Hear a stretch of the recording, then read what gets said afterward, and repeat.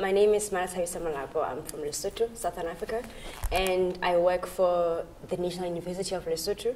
It's one of our main universities in the country, and I work as a lecturer of computer science and a researcher as well. Great, and this is your first time at IETF, right? Yes, this is my first time to the IETF. And so what have you learned while you've been here this week? I think I've gotten to appreciate how the IETF works, how that decisions are made within the IETF, how the different working groups work together, and how over the months outside the meetings that people communicate on mailing lists, and different proposals are made, different drafts are made.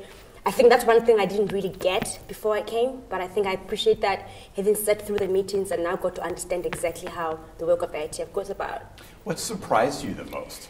I think that would be how open the IETF is. You know, the IETF is one body which forms the core of the internet, the technical work of the internet. And one would assume that the IETF is one private group of people who are doing lots of technical stuff.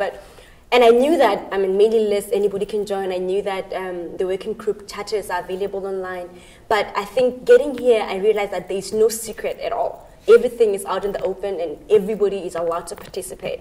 And I think that's really amazing that anybody from anywhere in the world can go to the working group charters, the working group pages, can read the drafts, can read the RFCs from previous years, and they can also join mailing lists. There's no restriction.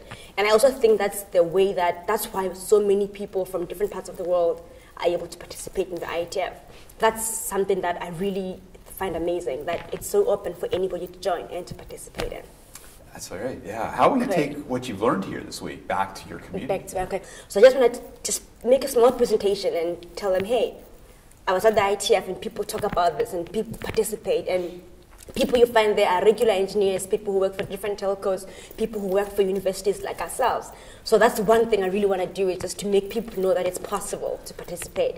But also, since I've been here, I attended a few working groups which are within my areas of interest. So I've heard lots of exciting areas which people are focusing on right now. And I think when I go back, I just want to sit down, read some more, and get more involved in the working. In the mailing list, I've never replied to any email before.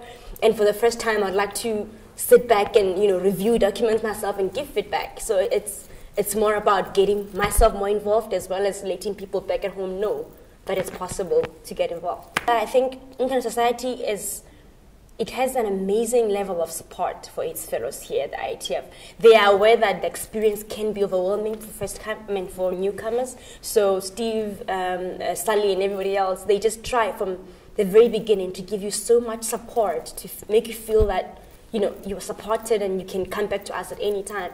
And the kind of briefing we got at the beginning, the kind of tutorial that we got even before the main IETF tutorial, that was really helpful in getting us settled in the IETF and encouraging us to participate, giving us tips on how to make the best of the experience.